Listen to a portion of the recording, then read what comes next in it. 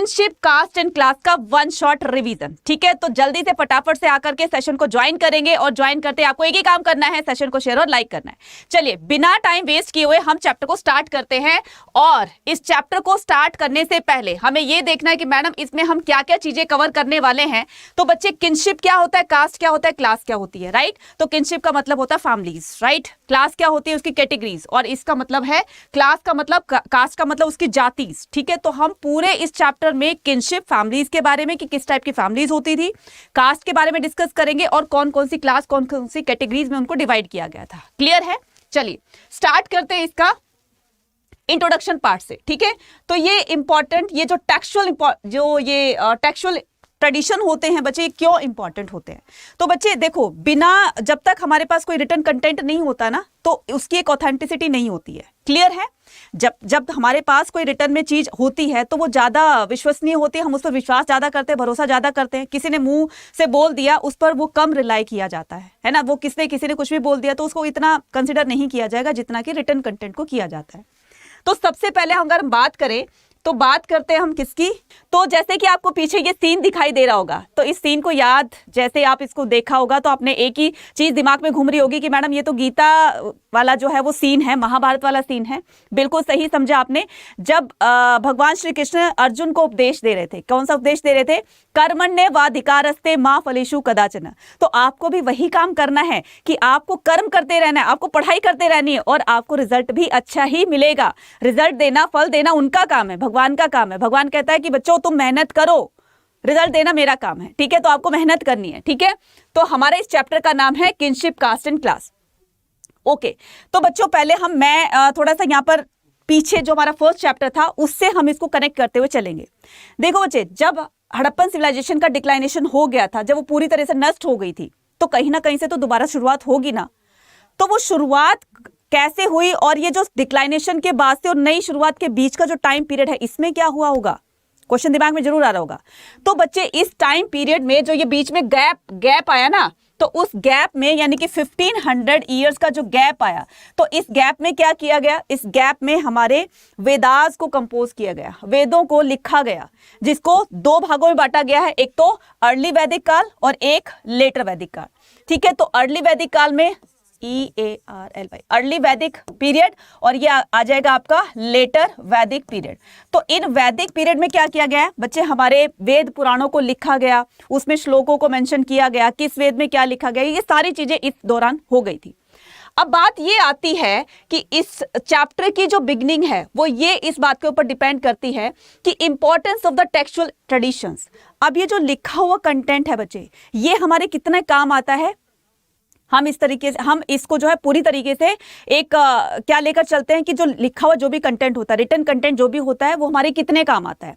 तो जब ये इस तरह की बुक्स लिखी गई थी, वेदों को लिखा गया, पुराणों को लिखा गया, उपनिषद को लिखा गया, या वटेवर जो भी बुक थी, महाभारत लिखी गई एपिक, तो जो भी कुछ लिखा गया उससे हमें उसके पास्ट के, उस टाइम के बारे में पता चलता है। हमें अपने पास्ट के बारे में पता चलता है। उस टाइम तो थे नहीं, लेकिन उसकी जानकारी हमें कैसे मिली? हमें मिलती है वो टेक्सचुअल ट्रेडिशन से, मतलब रिटन कंटेंट से। ठीक है, तो ये रिटन कंटेंट कब, कैसे, क्या होगा, ध्यान से देखते हैं।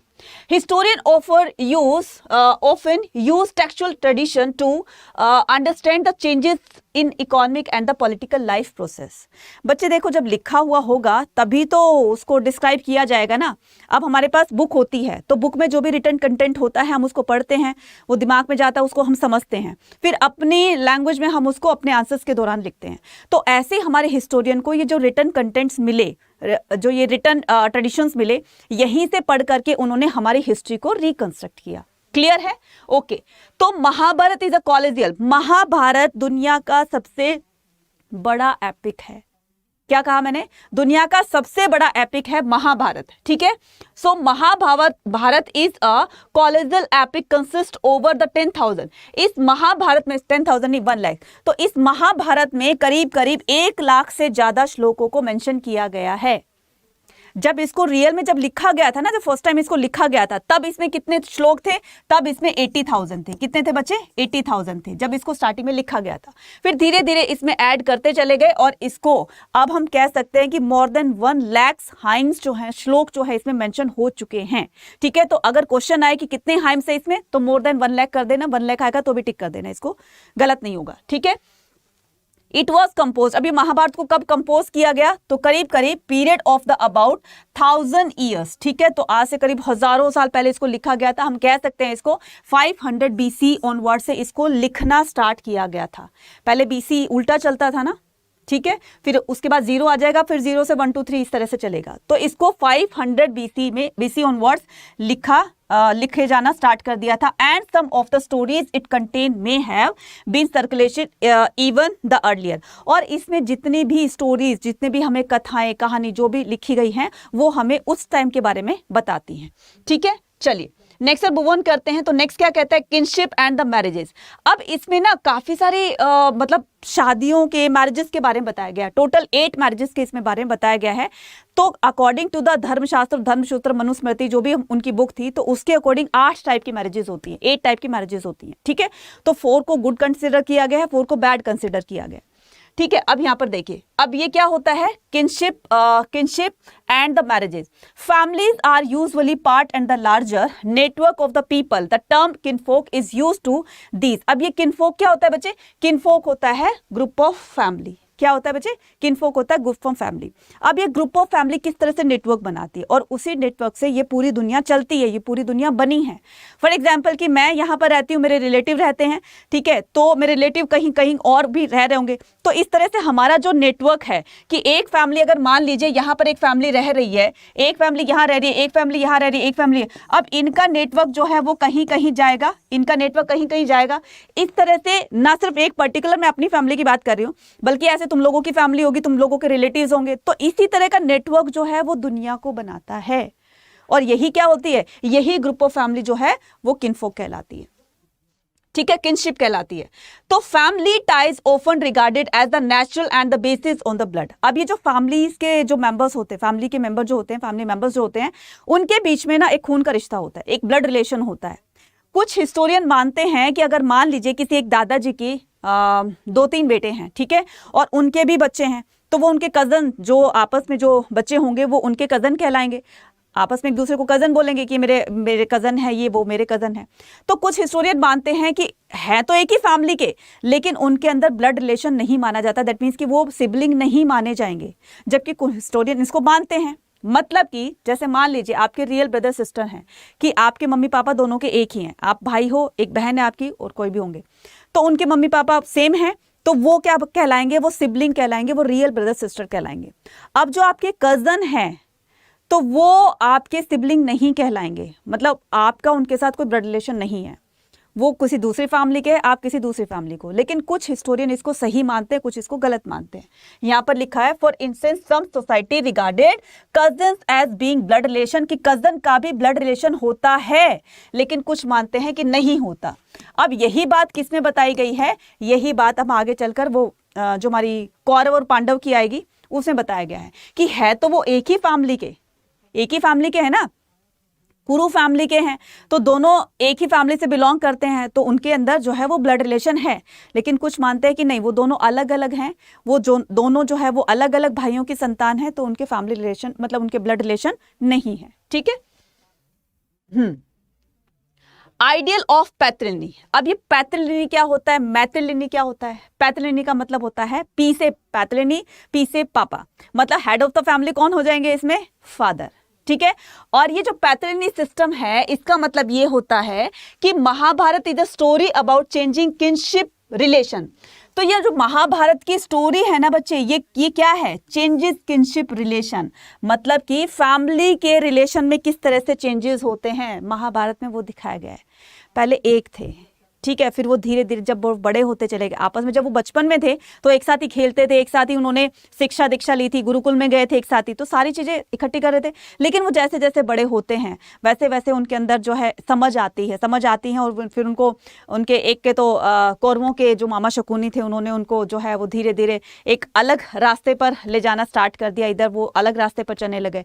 तो ये जो चेंजेस है यही महाभारत की स्टोरी बन जाती है। ठीक है, तो इसमें बताया गया है कि it describe a feud over land and power between the two groups of the cousin. ठीक है, तो इसमें दो कजन्स ग्रुप के बारे में बताया गया है जिसका नाम है Kaurava and Pandava. They belong to single family, वो कि हालांकि वो एक सिंगल फैमिली से बिलोंग करते थे जिसका नाम था कुरु। ठीक है, तो वो कुरु फैमिली से बिलोंग करते थे। द स्टोरी ऑफ महाभारत, तो इस महाभारत में ये जो पैतृणी वर्ड आया ना, idea of the patriliny was very valuable. मतलब कि अगर किसी के फादर किंग है, राजा है, तो उसका बेटा ही राजा बनेगा। लेकिन यहां पर कंडीशन देखो दो थी। वो कंडीशन क्या थी कि देखो पांडु जो पांडुओं के फादर थे जिसका नाम पांडु था, तो उनकी डेथ जल्दी हो गई थी और उस टाइम में युधिष्ठिर वगैरह सब छोटे छोटे थे, वो रूल नहीं कर सकते थे। तो उस सिचुएशन में धृतराष्ट्र को राजा बनाया गया। ठीक है, अब एक तरफ तो अगर युधिष्ठिर बड़े होते तो उनको राजा बनाया जाता, तो होल्ड पर रखा कि जब तक ये बड़े नहीं हो जाते तब तक उनकी जगह पर ये धृतराष्ट्र जो है वो रूल करेंगे, मतलब राजा बनेंगे। ये कंडीशन एक थी कि युधिष्ठिर जैसे बड़ा हो जाएगा वैसे उसको गद्दी पर बिठा दिया जाएगा तो वो राजा बन जाएगा। अब युधिष्ठिर के राजा होने के नाते अब यहां पर दुर्योधन क्लेम करता है कि मेरे पापा अगर किंग है तो मुझे यहां का राजा होना चाहिए। लड़ाई यहां पर थी, सारी लड़ाई किसकी थी? इस थ्रोन की थी, इस सिंहासन की थी, इस पोस्ट की थी। ठीक है, अब यहां पर क्या होता है कि central of the story Mahabharata reinforce the idea of the patriliny was valuable. ठीक है, यही तो चलता है ना कि फादर के बाद उसका बेटा ही उसका कार्यभार संभालेगा। अंडर द पैतृणी सन कुड केम। अब इस पैतृणी के अकॉर्डिंग ओनली सन जो होता था, मतलब बेटे ही जो होते थे वो अपने फादर की प्रॉपर्टी को क्लेम कर सकते थे, ना कि बेटी। बात किसकी बताई गई है? महाभारत की। उस टाइम में ये रूल था कि पूरी सोसाइटी में ये जो पैट्रिलिनी का आइडिया था ये फॉलो होता था। ठीक है, कि हेड ऑफ द फैमिली जो होगा वो मेल होगा और सन जो है वो अपने फादर की प्रॉपर्टी को क्लेम कर सकता है, ना कि डॉटर। ठीक है, चलिए अब ये बात जो थी, patriliny is evident mantras in ritual text such as the Rigvedas. Rigveda सबसे पुराना टेक्स्ट है, सबसे पहले जो लिखा गया था और सबसे पुराना टेक्स्ट वो जो है वेद जो है वो ऋग्वेद है बच्चे। ठीक है, इसमें हवन यज्ञ कैसे किया जाता है, कैसे क्या धर्म के अकॉर्डिंग सब किए जाएंगे, तो वो सारा ऋग्वेद में श्लोक मेंशन किए गए हैं।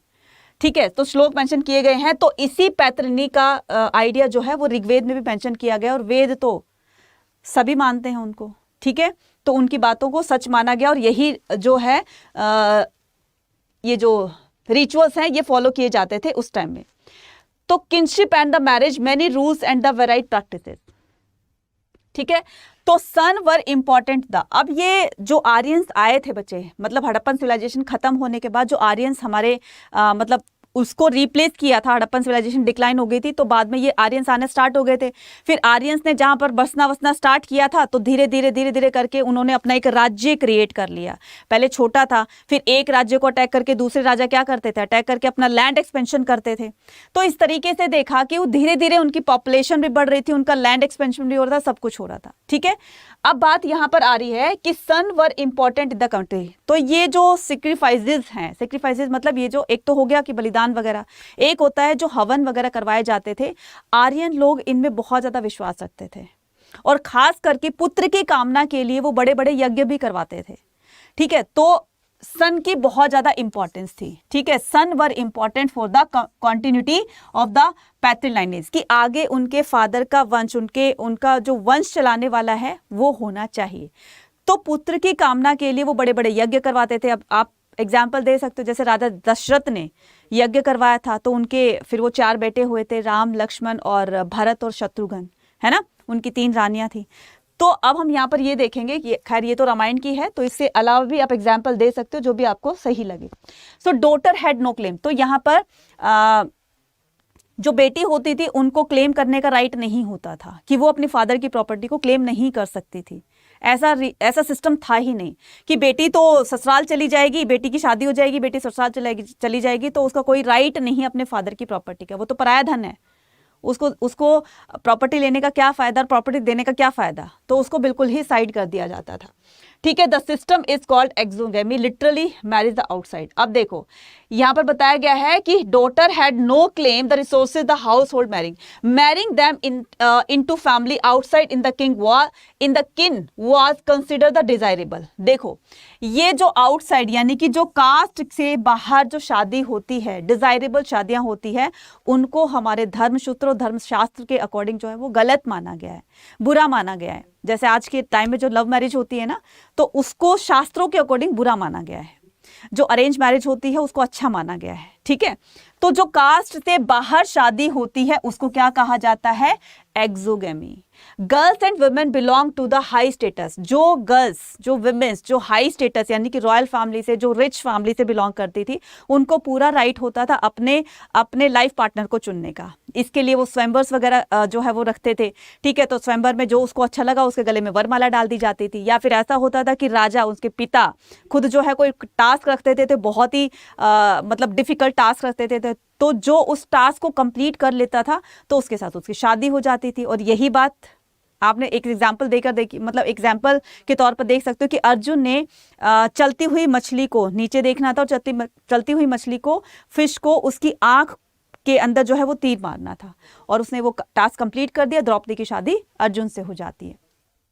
ठीक है, so girls and womens were belong to. ये बात और है कि बाद में फिर वो जो द्रौपदी थी वो पांचों पांडवों की पत्नी कहलाई, लेकिन ऐसा नहीं था। एक्चुअल में लीगली जो थी वो अर्जुन की पत्नी थी। ये तो बाय मतलब ऐसा हुआ, गलती से हुआ कि गलती से मिस्टेक हो गई उनकी मदर से, कि मदर ने सोचा कि रोज की तरह वो लोग भिक्षा मांग कर लाए होंगे, तो उनकी मदर ने अंदर से ही बिना देखे बोल दिया कि तुम आपस में पांचों बांट लो। उनको ये नहीं पता था कि वो शादी करके लेकर आए हैं।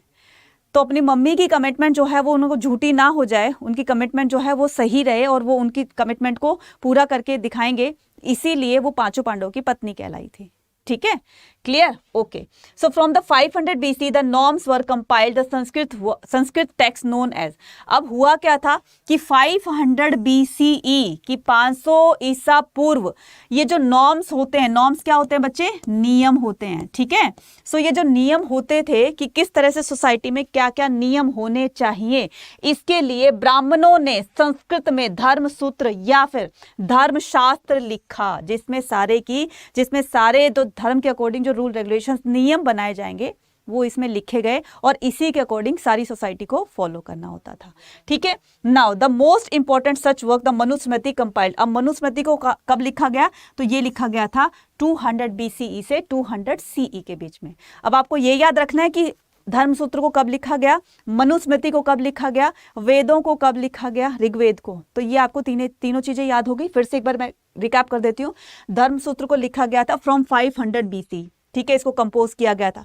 मनुस्मृति को लिखा गया था 200 BC से और 200 CE के बीच में इसको कंपोज किया गया था मनुस्मृति को, जिसमें भी रूल रेगुलेशंस नियम्स बताए गए थे। ठीक है, ओके, तो अब आता है क्या? Kinship and the marriage, many rules and the varied practice, गोत्र एंड द वुमेन। इसमें से जो क्वेश्चन आएगा ना बच्चे, वो ये पूछा जाएगा कि कितनी टाइप्स के मतलब वो होते थे, रूल्स बने होते थे गोत्र के अकॉर्डिंग। तो यहाँ पर बेसिकली 2 चीजों के बारे में बताया गया है। एक तो ये कि जब भी लड़का लड़की की शादी होगी, अगर उनके गोत्र मैच हो गए, ठीक है, गोत्र मैच हो गए, तो वो लड़का लड़की आपस में शादी नहीं कर सकते हैं, वो आपस में वो भाई बहन बन जाते हैं। दैट मीन्स कि कभी उनके पूर्वज जो है वो सेम ही रहे होंगे, तो वो एक ही पूर्वज की संतान है, डिसेंडेंट है, इसलिए कहीं ना कहीं उनका रिलेशन जो है वो ब्रदर सिस्टर वाला है, जो कि शादी नहीं हो सकती है। एक तो रूल ये हो गया। दूसरा रूल ये होगा कि जब लड़की की शादी होती है तो शादी के दौरान लड़की को अपने फादर का जो गोत्र होता है उसको गिव अप करना होता है, उसको छोड़ देना होता है उसी टाइम में, और अपने हस्बैंड का गोत्र को अडॉप्ट करना होता है। क्लियर है? यही बताया गया है। ठीक है, so expected to give up their fathers gotra and adopt their husband marriage, and the second that member of the same gotra could not marry. एक ही सेम गोत्र के जो लड़का लड़की होंगे, ठीक है, वो शादी नहीं कर सकते हैं। तो इसमें ये बताया गया है। ठीक है, नेक्स्ट होता है कि importance of the mother. Mother की क्या इंपॉर्टेंस होती थी उस टाइम में? मदर की इंपॉर्टेंस थी बच्चे, जैसे मान लीजिए इसमें एक एग्जाम्पल दिया होगा कि मदर जो थी बहुत ज्यादा अपने आप में इंपॉर्टेंस रखती थी। जैसे कौरव पांडव जो थे वो खास करके पांडव जो थे, जैसे उनकी मदर ने बोल दिया कि तुम आपस में पांचों बांट लो, तो अपनी मदर की कमिटमेंट को वो लोग ना तो झूठा साबित होने देते थे और उसको स्टे भी रखना चाहते थे। मदर की ये इंपॉर्टेंस थी। दूसरा एग्जाम्पल दे सकते हैं, जैसे गौतमी पुत्र शातकर्णी थे, ठीक है, तो वो क्या करते थे, ये जो सातवाहन डायनेस्टी के रूलर थे, ये जो रूलर होते थे ना, ये हमेशा अपने नाम से आगे, अपने नाम के आगे अपनी मदर का नाम लगाया करते थे। मैंने अभी क्या बताया, गौतमी पुत्र शातकर्णी, ठीक है, तो गौतमी पुत्र शातकर्णी में बताया कि वो लोग क्या होते थे कि हमेशा अपनी मदर का नाम अपने नाम के आगे लगाते थे। इससे ये पता चलता था कि मदर कितनी इंपॉर्टेंट है। लेकिन बच्चे, अगर बात आती थ्रोन की, अगर बात आती सिंहासन की, बात आती किसकी, पोस्ट की, तो फिर वहां पर वो पैट्रिलिनी वाला सिस्टम यूज करते थे, पैट्रिलिनी वाला सिस्टम फॉलो करते थे। मतलब कि राजा का बेटा राजा होगा, तो ये बात नहीं है, जो कैपेबल होगा वही आगे बढ़ेगा, ठीक है, तो राजा का बेटा राजा होगा, तो ये जो पैट्रिलिनी सिस्टम है ये वो कहलाता है। Satavahana ruler were identified through the metronymics name derived from the, अच्छा, ये जो अपने नाम के आगे मदर का नाम लगाते थे ना, इसको कहा जाता था मैथ्रीनिमिक्स। और ये कौन से रूलर यूज करते थे, फॉलो करते थे, ये करते थे सातवाहन रूलर्स, ठीक है। However the succession throne generally the patrilineal, और जो ये थ्रोन का, सिंहासन का जो कंसेप्ट होता था, इसमें वो फादर वाला सिस्टम यूज करते थे, मतलब पैट्रिलिनी वाला। Within and beyond the framework of the caste, right occupation। अब यहाँ पर हम इस पिक्चर में देखो क्या दिखाया गया है कि जो इंडियन सोसाइटी थी वो 4 भागों में बटी हुई थी, 4 वर्णों में डिवाइडेड थी, 4 वर्णास में डिवाइडेड थी। कौन कौन से, ब्राह्मण, क्षत्रिय और वैश्य और शूद्रास में, ठीक है, ब्राह्मण, क्षत्रिय, वैश्य और शूद्र। धर्मसूत्र और धर्मशास्त्र के अकॉर्डिंग क्या बताया गया है, धर्मसूत्र एंड धर्मशास्त्र contain the rules about the occupation of the 4 categories of varnas. तो उनको उनके ऑक्यूपेशन के बेस पर ही उनको कैटेगराइज किया गया, ठीक है, उनको कैटेगराइज किया गया। Brahmanas were suppose to study and teach the Vedas. ब्राह्मणों का काम कौन कौन से, ब्राह्मण, क्षत्रिय, वैश्य और शूद्रास। अब देखो इसकी शॉर्ट ट्रिक मैं बताती हूँ आपको, ठीक है, BKVS, ठीक है, तो ब्राह्मण, क्षत्रिय, वैश्य और शूद्रास, मतलब इस तरीके से कोई भी ट्रिक बना लोगे आप, तो उसमें क्या बताया गया है कि ब्राह्मणों का काम होता था वेदों को स्टडी करना, वेदों को टीच करना। क्षत्रियों का काम होता था कि वॉर में, युद्धों में बिजी रहना, अपनी प्रजा को प्रोटेक्ट करना और जस्टिस करना। वैश्यास का काम होता था कि वर एंगेज इन द एग्रीकल्चर, वैश्यों का काम होता था एग्रीकल्चर करना, ठीक है, ट्रेडिंग करना, इस तरीके का काम जो होता था वो वैश्यों का होता था। शूद्रास के लिए बोला गया था कि तुम्हारी जो ऊपर की 3 कैटेगरी है, तुम्हें इन्हीं की सेवाएं करनी है, तुम्हें इन्हीं को ही अपनी सर्विसेज देनी है, बाकी तुम्हारा कोई काम नहीं है, तुम और कोई काम नहीं कर सकते हो। तो उनके ऑक्यूपेशन के अकॉर्डिंग जो है उनको डिवाइड किया गया 4 वर्णास में, ठीक है, क्लियर। नेक्स्ट, नॉन क्षत्रियास की। अब देखो ये देख रहे हैं आप, ये कौन है, इतना बड़ा सा भाला किसका होगा, इतनी बड़ी सी तलवार किसकी होगी, इतने लंबे चौड़े भारी भरकम कर, यस एग्जैक्टली, तो ये कौन है, महाराणा प्रताप, ठीक है। अब देखो यहां पर बताया गया कि नॉन क्षत्रिय किंग कौन होते थे। ये जो धर्मसूत्र है, धर्मशास्त्र है, इसके अकॉर्डिंग बताया गया है कि क्योंकि ब्राह्मणों ने लिखे थे, क्षत्रिय ही राजा होगा, ना तो ब्राह्मण होगा, ना वैश्य होगा, और शुद्र तो हो ही नहीं सकता है। तो धर्मशास्त्र और उसके धर्मसूत्र के according Kshatriya, only Kshatriya will be king, only Kshatriya families according to the Dharmashastra only Kshatriya could be king, ठीक है, तो क्षत्रिय ही किंग हो सकते हैं, क्षत्रिय ही राजा बनेंगे, जो बाय कास्ट, बाय वर्णा क्षत्रिय फैमिली से बिलोंग करेंगे, वही राजा बन सकता है, इसके अलावा कोई और नहीं बन सकता। सो however the several important ruling the lineage and the different origin.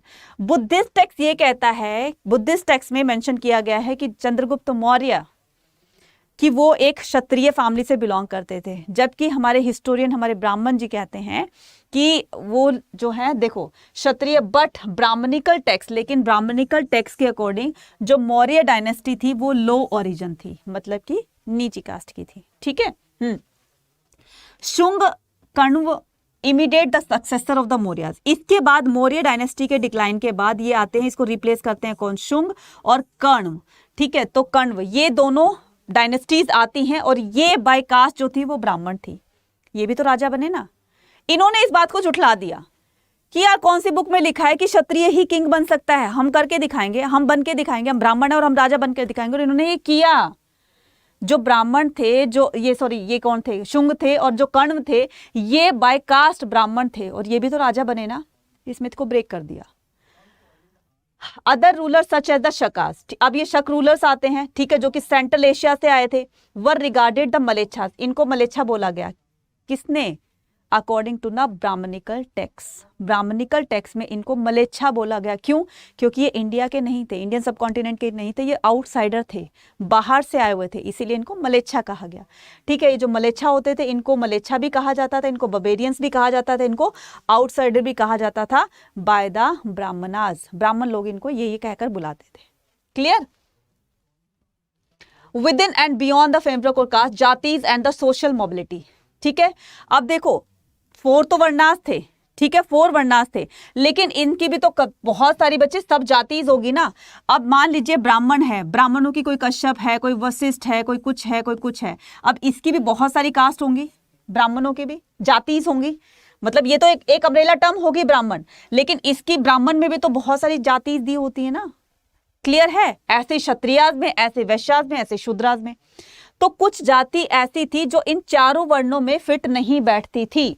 जैसे कि बताया गया है कौन कौन सी जाति इन चारों वर्णों में फिट नहीं बैठती थी, तो वो हो गई people living in the forest.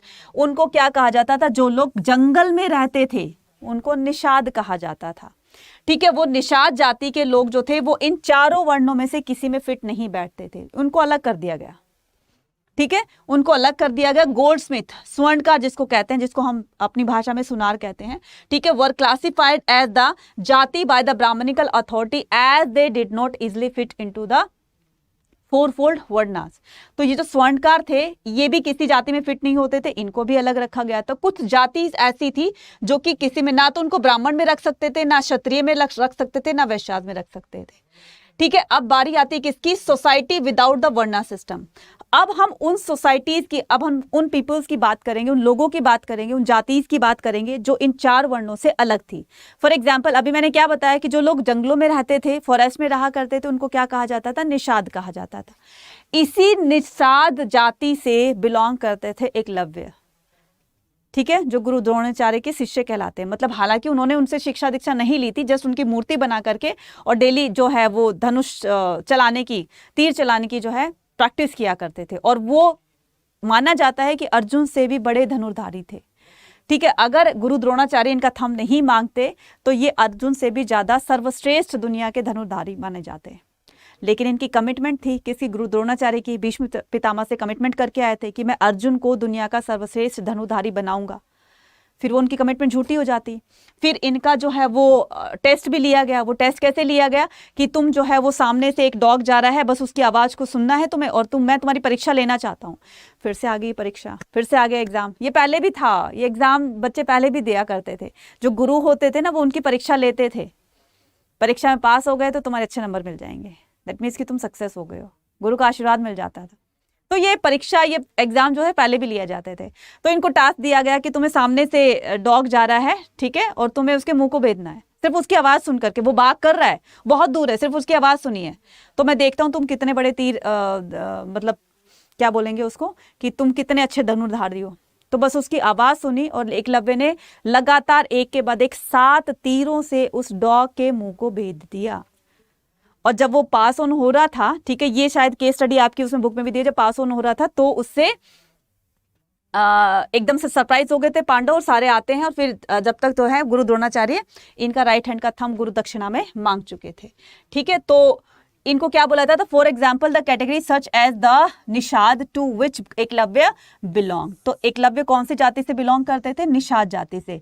Sometime those who spoke non Sanskrit, जिनको संस्कृत पढ़नी लिखनी नहीं आती थी उनको भी मलेच्छास बोला गया। उनको क्या बोला गया बच्चे?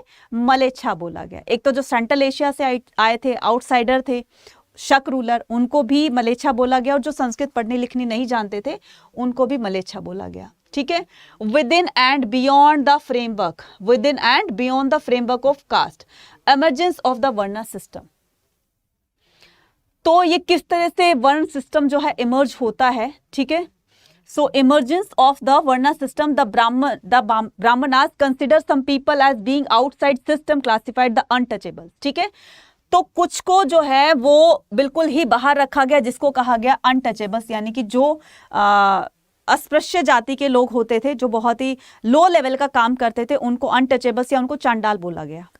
ठीक है, देखो यहां पर क्या बताया गया है, Brahmana consider some people as being outside of the system, वो बिल्कुल ही सिस्टम से परे हैं, वो इन चारों वर्णों से बिल्कुल परे हैं। एज क्लासिफाइड, उनको अनटचेबल्स बोला गया। The Manusmriti laid down the duties of the Chandala, Chandala की ड्यूटी क्या होनी चाहिए, उनके लिए मनुस्मृति में उनकी ड्यूटीज को भी मेंशन किया गया। क्या ड्यूटी होगी उनकी? उनकी ड्यूटी ये होगी कि they had to live the outside of the village, बिल्कुल गांव से बाहर रहेंगे। इवन जब भी कभी रेयर ही उनको काम होता था, जब वो गांव में उनको एंटर करना होता था, तो सबसे पहले ना अनाउंसमेंट हो जाती थी, ड्रम बीटिंग होने लग जाती थी जोर जोर से कि भाई वो आ रहे हैं, फटाफट से अपने घर के दरवाजे बंद कर लो, उनकी परछाई भी अगर हमारे ऊपर पड़ गई तो हम अपवित्र हो जाएंगे। कुछ इस तरह की सोच उस टाइम के लोगों की थी। ठीक है, तो यूज डिस्कार्डेड, वो क्या करते थे कि जो भी घरों में जो डिस्कार्डेड यूटेंसिल्स होते थे, जो बर्तन पुराने हो जाते थे, टूटे फूटे हो जाते थे, तो फेंकने वाले होते थे, तो वो वाले यूटेंसिल्स को यूज किया करते थे। उनके जो पुराने कपड़े होते थे वही लोग वो पहनेंगे, नए कपड़ा नहीं पहन सकते थे, ऐसा पहले था। ठीक है, तो ये ड्यूटीज जो है वो किस में लिखी गई थी? मनुस्मृति में। ठीक है, and wear the cloth and the dead and the ornaments of the iron, और वो सिर्फ जो आयरन के बने ही, लोहे के बने ही ज्वेलरी पहनेंगे। ठीक है, गोल्ड वगैरह ये जो होती थी इसकी ज्वेलरी नहीं पहनेंगे, ऐसा उनकी ये ड्यूटी में लिखा गया था कि तुम्हें इसी को फॉलो करना है। ठीक है, control over the resources and the state. अब इसमें क्या आ जाएगा कि gender access to the property, किसको राइट होता था अपनी प्रॉपर्टी पर, कौन क्लेम कर सकता था अपने फादर की प्रॉपर्टी पर? बिल्कुल सही, तो हमने पहले पढ़ा था ना कि सन ही क्लेम कर सकता है। According to the Manusmriti, paternal estate, paternal का मतलब होता है फादर की प्रॉपर्टी। ठीक है, paternal estate was to divided equally among the son after the death of the parent। अब होता क्या है कि जब फादर की डेथ हो जाती थी तो उसकी पूरी प्रॉपर्टी को, अब मान लीजिए छोटा सा एग्जांपल दे रही हूं, अब एक फादर के 4 बेटे हैं और उसको पूरी प्रॉपर्टी को 4 पार्ट्स में डिवाइड कर दिया। ठीक है, तो जो थोड़ा सा पार्ट ज्यादा जो है वो एल्डर सन को दिया जाएगा क्योंकि वो घर का बड़ा है, उसके पास थोड़ी सी रिस्पॉन्सिबिलिटी इन तीनों के अलावा जो है वो ज्यादा होगी, तो इसको थोड़ा सा रेशो ज्यादा दिया गया। ठीक है, तो special share for the elders, थोड़ा सा बड़ा देते थे। Women could not claim a share of these resources, women जो थे वो फादर की प्रॉपर्टी को क्लेम नहीं कर सकती थी।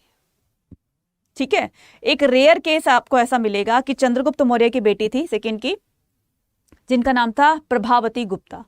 प्रभावती गुप्ता ही वो से मतलब एक ही केस ऐसा मिला जिसको कि लैंड ग्रांट करने का राइट था। बाकी कहीं भी हमें मतलब कहीं भी एविडेंस नहीं मिले कि बेटियों को भी अपनी फादर की प्रॉपर्टी पर कोई राइट होगा, नहीं, सिर्फ प्रभावती गुप्ता का ही वो केस ऐसा देखा गया है। तो women were not allowed to retain the gift as they receive the occasion of their marriage. ठीक है, वर अलाउड टू, तो देखो ये स्त्री धन क्या कहलाता है बच्चे? Literally a women's wealth. अब आप बोलोगे, यहां से क्वेश्चन आता है कि ये स्त्री वेल्थ क्या कहता है, ये स्त्री वेल्थ क्या होता है बच्चे? ठीक है, ये स्त्री धन क्या होता है? स्त्री धन होता है कि शादी के दौरान लड़की को जो अपने पेरेंट्स की तरफ से जो भी गिफ्ट्स मिलते हैं, ठीक है, आप उसको डोरी बोल सकते हो, दहेज बोल सकते हो, लेकिन वो थोड़ा सा नेगेटिव इंपैक्ट देता है। तो जो भी गिफ्ट मिलते हैं अपने मम्मी पापा की वहां से, तो वो जो उनको मिलते हैं उसको स्त्री धन कहा जाता है। और इस स्त्री धन पर उसके इन-लॉज क्लेम नहीं कर सकते, वो लड़की का खुद का होता है। लड़की अपनी मर्जी से चाहे तो अपने इस स्त्री धन को अपने हस्बैंड को दे सकती है, अपने बच्चों को दे सकती है, अपने इन-लॉज को दे सकती है। उस पर कोई क्लेम नहीं कर सकता कि हस्बैंड जो है वो सुप्रीम कोर्ट में चला जाए कि ये मेरी पत्नी है, ये मेरी वाइफ है, और इसके पास जितनी भी ज्वेलरी है, इसके नाम जितनी भी वो है प्रॉपर्टी है, वो सारी मेरी होनी चाहिए। ये केस लेकर के वो सुप्रीम कोर्ट में जाता है, सुप्रीम कोर्ट भी कुछ नहीं कर सकती उसमें। ठीक है, तो ये स्त्री धन वो अपनी मर्जी से अगर वो देगी, दैट्स इट। अगर उस पर कोई जबरदस्ती नहीं कर सकता, क्लेम नहीं कर सकता है। तो ये क्या हो गया बच्चे? स्त्री धन। Now varna and the access to property. ठीक है, अब according to the brahmanical text, another criterion apart from the gender for regulating access to wealth was varna. ठीक है, तो उसमें क्या बताया गया है कि according to the brahmanical text के अकॉर्डिंग अनदर क्राइटेरिया, एक दूसरा क्राइटेरिया देखा गया है for regulating the access to wealth was varna. ठीक है, तो उस वेल्थ को भी वर्ण के अकॉर्डिंग देखा जाएगा। कैसे? द ओनली ऑक्यूपेशन, ठीक है, ऑक्यूपेशन मतलब उनका जो काम है वो prescribed for Shudras was servitude while a variety of occupation were listed for man of the first three varnas. अब देखना, अब ये क्या कहता है, बात बहुत ही गहराई में इसमें छिपी हुई है। क्या कह रहा है कि सिर्फ शूद्र को छोड़ करके, शूद्र में मैन और वुमेन दोनों काम कर सकते हैं। मतलब शूद्र का काम क्या होता था? स्लेव्स का, दासों का, दासियों का। तो वो जो शूद्र कैटेगरी के जो बिलोंग करते थे ना, तो उसमें मैन और वुमेन दोनों ही दास दासियों का काम कर सकते थे। ये उनके लिए छूट थी कि तुम दोनों काम कर सकते हो। लेकिन जो ऊपर की तीन कैटेगरी थी, ब्राह्मण, क्षत्रिय और वैश्यास, इनमें सिर्फ मैन को ही काम करना होता था, वुमेन के लिए इसमें भी काम करना अलाउ नहीं था। अब है ना बिल्कुल हैरानी वाली बात। आज के टाइम में देखोगे, नहीं मैडम ऐसे कैसे हो सकता था? बच्चे पहले ऐसे होता था। अब देखो ब्राह्मण जो है, आपने हर जगह ब्राह्मणों को देखा होगा हवन वगैरह, यज्ञ वगैरह करते हुए। क्या किसी ब्राह्मण की जगह पर कोई ब्राह्मणी गई होगी? मतलब जो फीमेल ब्राह्मण होगी वो गई होगी? नहीं ना। कोई जो ओम भूर्भुवः हुआ करता है, जो भी यज्ञ करता है, क्या कभी आपने किसी पंडिताइन को देखा वहां पर जाकर मंत्र उच्चारण करते हुए? नहीं देखा होगा ना। तो ये पहले था और आज भी आप देख रहे हो कि इस तरह की एक्टिविटी वो नहीं होती है। खास करके ब्राह्मणों की बात करी मैं, तो कोई भी फीमेल जाकर वो हवन यज्ञ नहीं करेगी। ये राइट सिर्फ और सिर्फ मैन को ही होता है। समझ गए? हाँ। तो while a variety of the occupation were listed for man only, यहां पर बताया गया ना सिर्फ मैन के लिए था। ठीक है, अगर बाहर भी अगर किसी के, मान लीजिए वैश्यास में अगर किसी की जमीन नहीं है और वो दूसरों के खेतों में काम कर रहा है, तो वो मैन ही करेगा, वुमेन नहीं करेगी।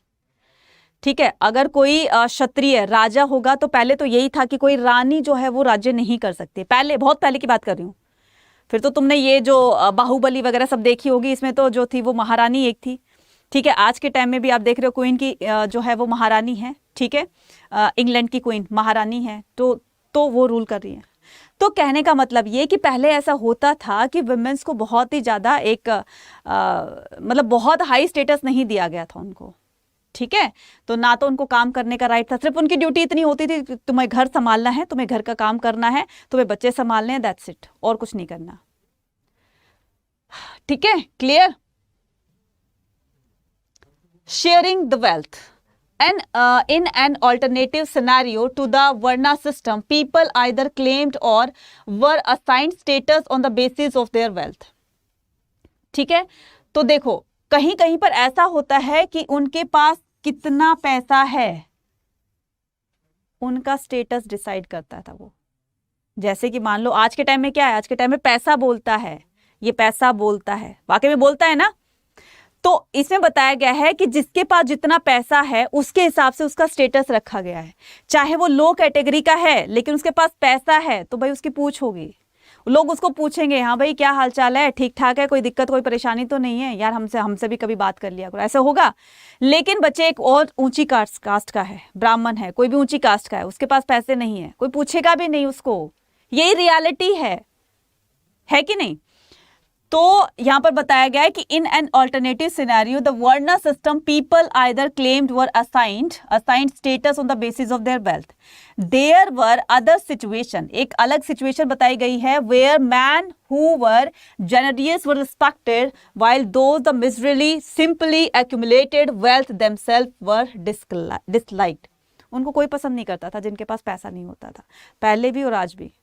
गरीब को कोई नहीं पूछता यार, जिसके पास पैसा है, पैसे को दुनिया सलाम करती है ना, रियलिटी है ना ये। गुड। और अगर एग्री करते हो तो कमेंट सेक्शन में लिखकर बताना मुझे। क्लियर? हाँ, तो सोशल कॉन्ट्रैक्ट, तो सोशल कॉन्ट्रैक्ट में क्या बताया जाएगा कि the Buddhist also developed an alternative understanding of social inequality and institutional required to regulate the social conflict. देखो ये बुद्धिस्ट टेक्स्ट क्या कहता है, the Buddhist also developed an alternative understanding of social inequality. Buddhist text कहता है कि ये जो सोशल इनइक्वालिटी फैली हुई है ना, इसकी मेन रूट, इसकी मेन जड़ क्या है? लोगों के डिजायर्स, लोगों की इच्छाएं, ठीक है, लोगों के पास जितना होगा ना उनको वो चाहिए कि भाई ये तो सही बात है, ये दिल मांगे मोर वाली बात है, जिसके पास जितना होता है उसको और चाहिए होता है, फिर वो भी आ जाता है, फिर उसको और चाहिए होता है, तो इसीलिए कहा जाता है ये दिल मांगे मोर। अब वो दिल मांगे मोर वाली बात क्या होती है कि according to the myth of Sutta Pitaka, अब ये सुत पिटक क्या है, ये क्या बला आ गई, तो बच्चे बुद्धिस्ट टेक्स्ट के 3 पिटक्स आपको पता होने चाहिए, ठीक है, वो जब मैं बौद्धिज्म वाला लेसन कराऊंगी आपको तो उसमें डिस्क्राइब करूंगी सुत पिटक, विनय पिटक और अभिधम पिटक क्या थे। तो इसे बताया गया कि सुत पिटक में एक मिथ है, मिथ का मतलब है कि दंत कथाएं, ठीक है, कहीं सुनी बातें। तो सुत पिटक में बुद्ध की शिक्षाओं का वर्णन है बच्चे। दे suggested that human beings initially had not fully involve bodily form and the world plants. देखो, जब तक हमारी ये सोच अच्छी नहीं होगी ना तब तक जो है हम अपने आप को डेवलप नहीं कर सकते। अपने आप जो है वो हमारे अंदर से ना, जब तक शांति नहीं होगी ना, हमें अंदर से एक क्या बोलेंगे हम इसको, शांति, संतुष्टि चाहिए कि यार मुझे दुनिया में कुछ नहीं चाहिए, बस मेरा जब तक मैं जीऊँ, आराम से जीऊँ, प्रेम से जीऊँ, मेरे मतलब मुझसे कोई जो है वो हर्ट ना हो, कुछ इस तरीके से। तो इसमें बताया गया है कि ये पूरा का पूरा जो रीजन है, दुखों का कारण है, ये संसार है।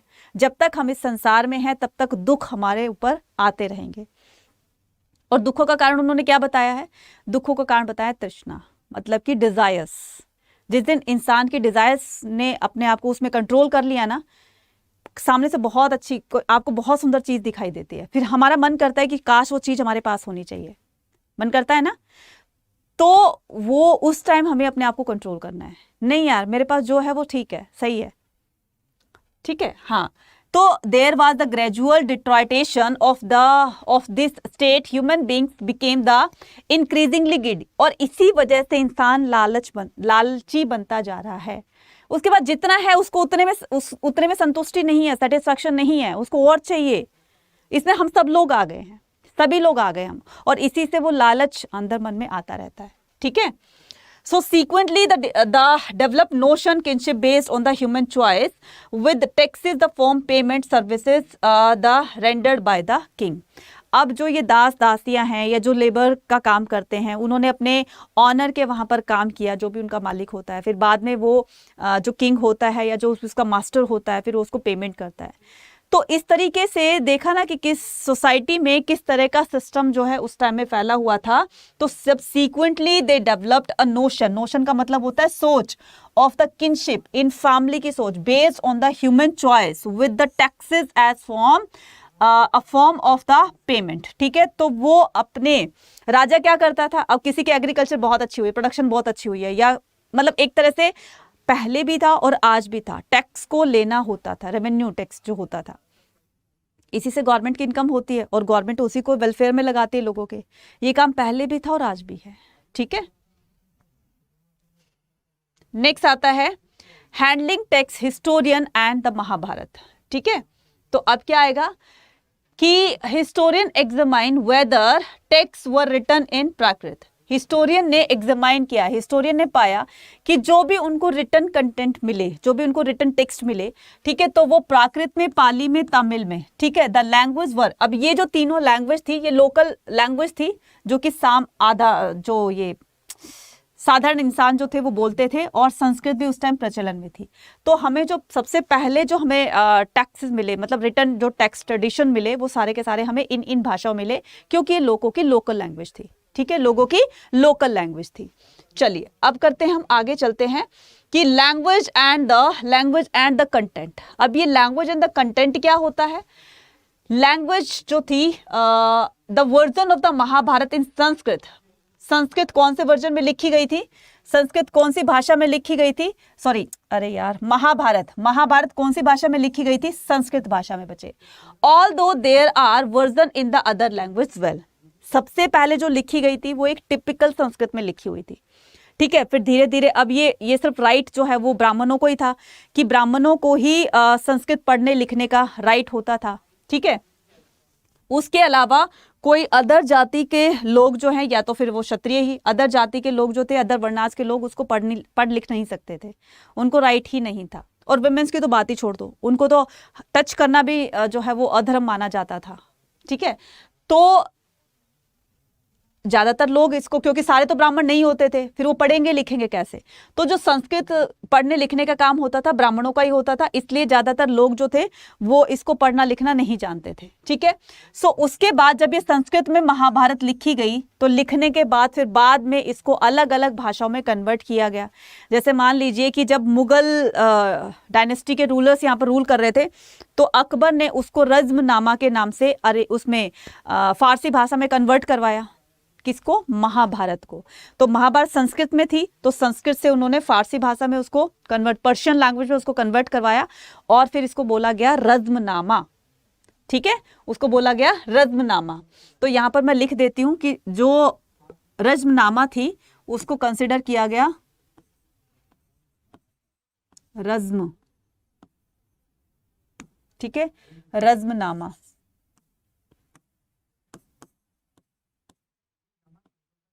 रज्मनामा, तो रज्मनामा जो थी बच्चे वो महाभारत ही थी। ठीक है, वो महाभारत ही थी और इस महाभारत को पर्शियन लैंग्वेज में कन्वर्ट करके तब इसका नाम रज्मनामा रखा गया। ठीक है,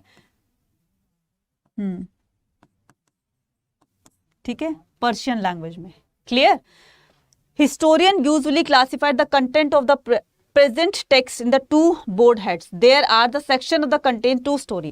अब इस महाभारत में खाली कौरव पांडवों की लड़ाई के बारे में नहीं बताया गया है या महाभारत के युद्ध के बारे में नहीं बताया गया है।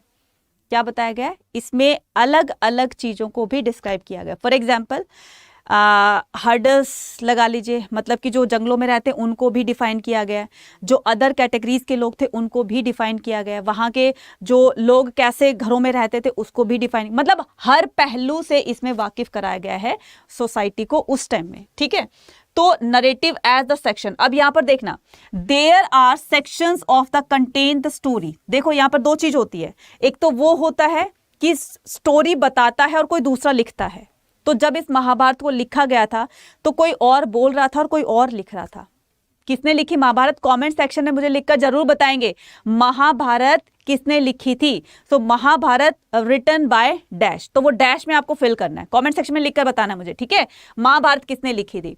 सो there are the two section contain the story designated as the narrative. तो एक तो नरेट करता है, बोलता है, दूसरा क्या करता है, दूसरा सेक्शंस होता है। ठीक है, जो उसको लिखने का काम करता है। Contain the prescription about the social norms designated that is deducted. ठीक है, अब ये जो डिडक्टिक होता है, इसका मतलब क्या होता है? इसका मतलब ये होता है कि इन्वेस्टिगेशन, मतलब आप ये सोच सकते हो कि सारी चीजों का एक जो डिस्क्रिप्शन होता है वो ये होता है। ठीक है, अब आपको ये बताना है, मुझे आपको दो चीजें कमेंट सेक्शन में लिखकर बतानी है। एक तो महाभारत किसने लिखी और दूसरा ये बताना है कि महाभारत को लिखने वाले कौन थे। ठीक है, क्लियर है? ओके।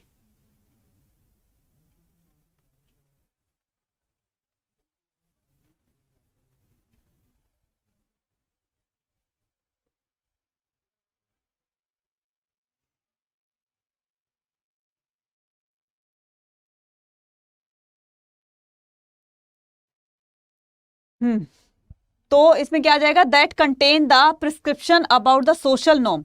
तो देखो जो सामाजिक नियम जो बनाता है बच्चे, उसको क्या कहा जाता है? उसको कहा जाता है डिडक्टिक। ठीक है, उसको क्या कहा जाता है? डिडक्टिक। अब इस महाभारत में सोशल नॉर्म्स भी तो बने होंगे ना, सोशल नॉर्म्स भी तो बने होंगे जो वहां की सोसाइटी में फॉलो किए जाते थे। क्लियर है? तो उसको कहा जाता है डिडक्टिक, मतलब जो सोशल नॉर्म्स वगैरह बनाते हैं। नेक्स्ट करते हैं ऑथर्स एंड द डिबेट्स। तो इस ऑथर्स एंड डिबेट्स में हम लोग क्या करेंगे? ऑथर्स एंड डिबेट्स में हम लोग पढ़ेंगे कि the original story of Mahabharata was probably composed by, ध्यान से देखना ये क्या कह रहा है, ये कह रहा है कि the original story of Mahabharata was probably composed by the charioteer bard known as the Sutas who generally accompanied the Kshatriya warriors। जब ये महाभारत की लड़ाई हो रही थी तो वहां पर एक चैरिएटर होगा, रथ चलाने वाला।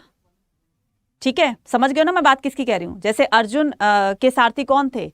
श्री कृष्ण जी थे, ऐसे ही उधर से भी कोई ना कोई सारथी होगा। तो बच्चे वो लाइव देख रहा था सब कुछ, हालांकि वो लड़ नहीं रहा था, उसका काम तो था सिर्फ चैरियट करना मतलब रथ चलाने का काम था।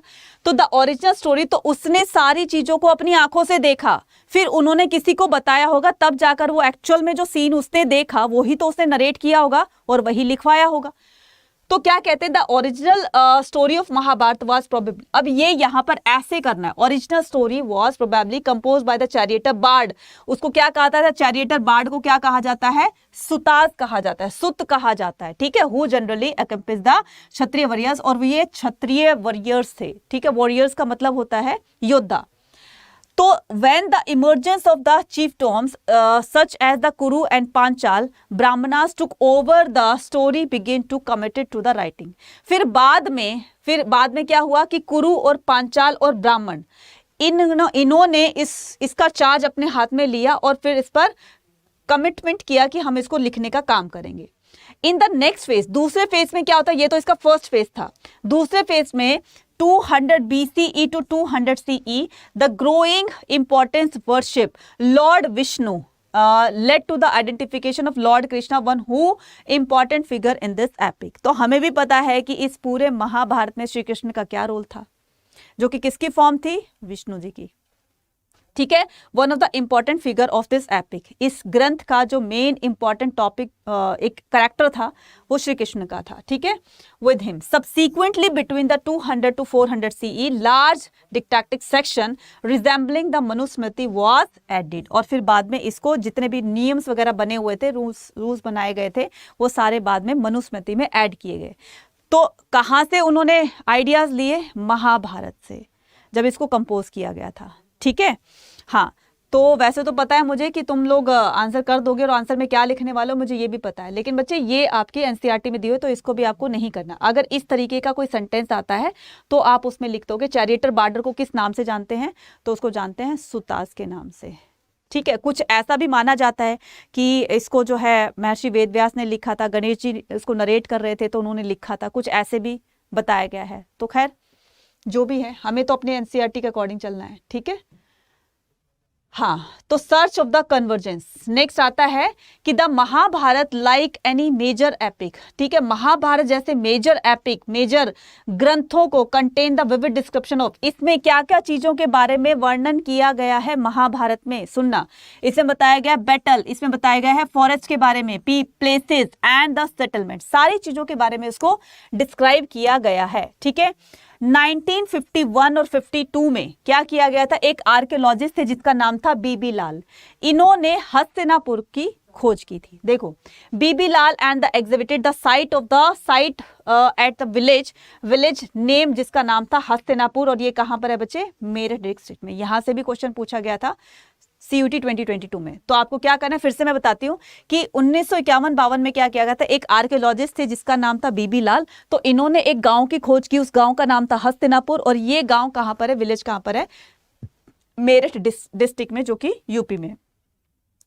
बीबी लाल को जो मिला वहां पर evidence of the fine occupation level, but he occupation level से तो ठीक है, उनको काफी सारे एविडेंस मिले, but he described only the second and the third level. जो पहले के टाइम के जो सेटलमेंट थे, जो महाभारत के टाइम के थे, अब वो इतने सालों के बाद टूट फूट गए, बिल्कुल डिस्ट्रॉय हो गए, तो वहां के पहले फर्स्ट वाले तो एविडेंस बिल्कुल नहीं मिले। उसके बाद से लोगों ने उसको जब रिकंस्ट्रक्ट करके लोग घरों में रहने लगे, एक तो उसके थोड़े बहुत एविडेंस मिले, और तो थर्ड फेज जो आता है वहां से मिलने लगे, ठीक है। तो उनको ये चीजें मिली, फर्स्ट ना मिलके उसको सेकेंड और थर्ड लेवल के उनको एविडेंस मिले। These level were about the architecture of the houses, और ये जो लेवल्स थे, ये जो उनको एविडेंस मिले, वो वहां के घरों के बारे में एविडेंस मिले थे, ठीक है। Now dynamic text of the Mahabharata, तो इस तरीके की महाभारत जो कि संस्कृत में देखो ऐसे लिखी गई थी। अभी हम इसको पढ़े ना तो हमें कुछ समझ नहीं आएगा, सब सर के ऊपर से चला जाएगा, ठीक है। जो आज की संस्कृत हम पढ़ते हैं ना, जो हम बुक्स वगैरह में पढ़ते हैं, वो तो बहुत ईजी है बच्चे। ये पहले वाली संस्कृत बहुत टिपिकल होती थी, ठीक है।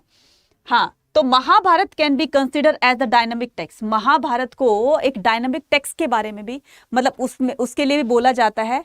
It is being written over a span of time and growth. The Mahabharata did not stop with the Sanskrit version. जब इसको लिखा गया था तो संस्कृत में लिखा गया था, फिर इसको अलग अलग भाषाओं में, क्योंकि ये एक बहुत ही एक कैची सा एपिक था, तो जो भी रीडर इसको पढ़ता था तो इससे अट्रैक्ट हुए बिना नहीं रहता था। फिर जैसे जैसे अलग अलग कम्युनिटी के लोगों ने जब इसको पढ़ा तो उन्होंने अपनी अपनी लोकल भाषाओं में इसको कन्वर्ट करने का काम किया। ठीक है, तो the over the centuries many version epic were written in the variety of language the going process that the communities and those who wrote the texts. फिर अलग अलग कम्युनिटीज के लोगों ने अपने हिसाब से उसको कन्वर्ट किया था।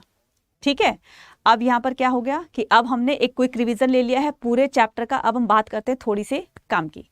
तो काम की बात ये क्या है कि अभी देखो, जब आपके बोर्ड एग्जाम खत्म हो जाएंगे तो फिर आपको CUT का एग्जाम देना होगा, जो कि कंपलसरी है सेंट्रल यूनिवर्सिटी के लिए।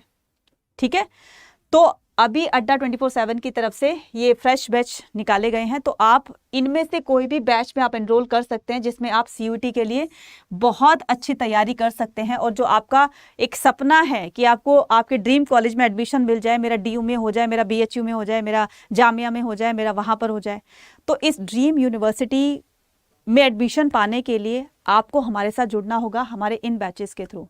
तो इन बैचेस में जब भी आप अपने आप को एनरोल करोगे तो आपको बहुत सारे आपको फीचर्स मिलेंगे अड्डा 24/7 की तरफ से। फॉर एग्जाम्पल कि आपको लाइव सेशंस मिलेंगे। ठीक है, इन लाइव सेशन के साथ साथ में मैं आपको पूरा ओपन करके बता देती हूँ, लेकिन बच्चे आपको ये इतना सारा आपको पे नहीं करना पड़ेगा, क्योंकि यहाँ पर आपको मैक्सिमम डिस्काउंट दिया जा रहा है 17% का। लेकिन वो मैक्सिमम डिस्काउंट कब मिलेगा? जब आप इस कूपन कोड को अप्लाई करोगे Y489 को।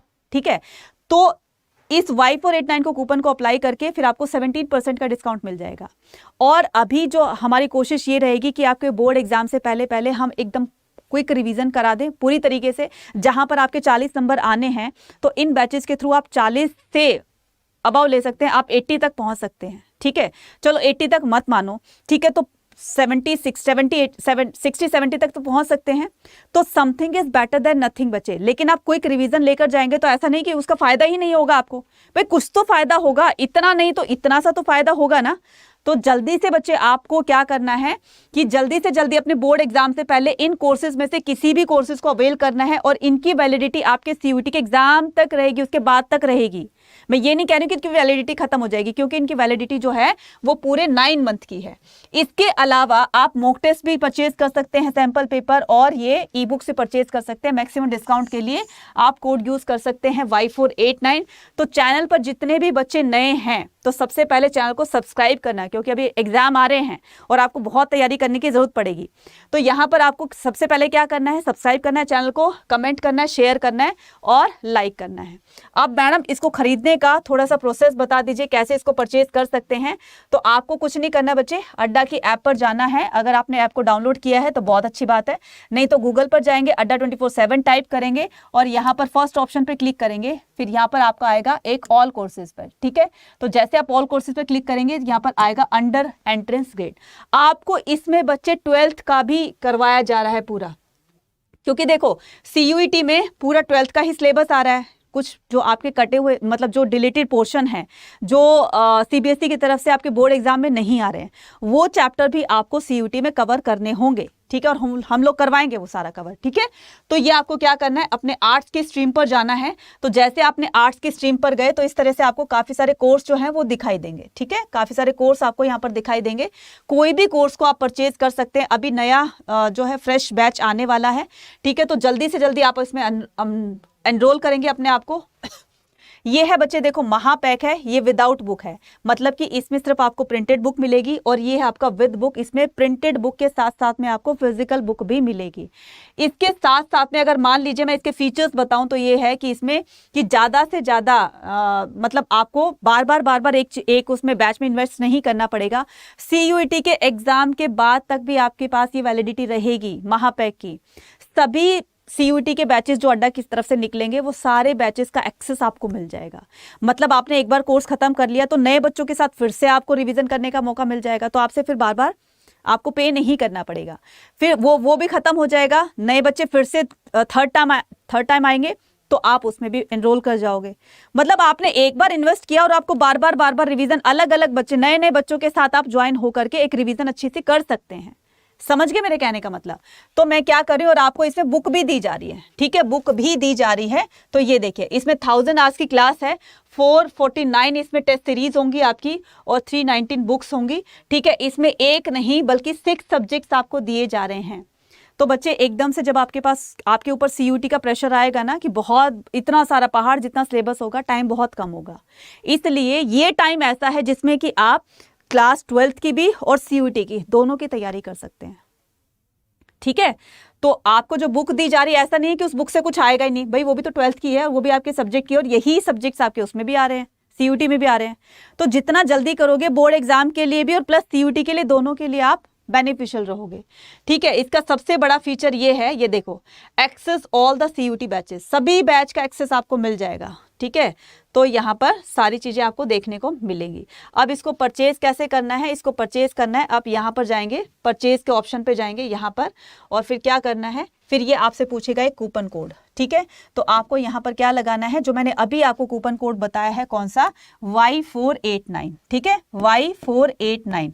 तो जैसे आपने Y489 इस कूपन कोड को अप्लाई किया, ये देखिए मैंने ये टाइप कर दिया, फिर मैं अप्लाई पर क्लिक करूंगी। ये देखिए अब जो कोर्स आपका 8399 का था, अब वो कितने का हो गया, 17% के डिस्काउंट पर। तो ये आपके पूरे लगा लीजिए 1700 रुपये माइनस हो रहे हैं, मतलब कि आपको कितने परसेंट का डिस्काउंट मिला, 20% का। मैं तो 17% बता रही थी, तो अभी मंथ एंड सेल ऑफर चल रहा है, तो फटाफट से इसको जल्दी जल्दी से ग्रैब कर लीजिए, जल्दी से, जितना जल्दी हो सके। ऐसा ना हो कि फिर ये ऑफर खत्म हो जाए, फिर आपको 20 की जगह 17% का ही डिस्काउंट मिले, ठीक है। तो जल्दी से जाएंगे, इसको अवेल करेंगे, ऐसा ना हो कि टाइम निकल जाए और फिर बाद में तुम्हें रिग्रेट करना पड़े, फिर कहोगे कि अब पछताए क्या होता है जब चिड़िया चुग गई खेत। तो आपको वो वाली सिचुएशन नहीं फेस करनी है, ठीक है। बाकी आप खुद समझदार हैं। तो मिलते हैं अपनी नेक्स्ट क्लास में, टिल देन टेक केयर, और हाँ, एनसीईआरटी को फॉलो जरूर करते रहिएगा। Bye bye.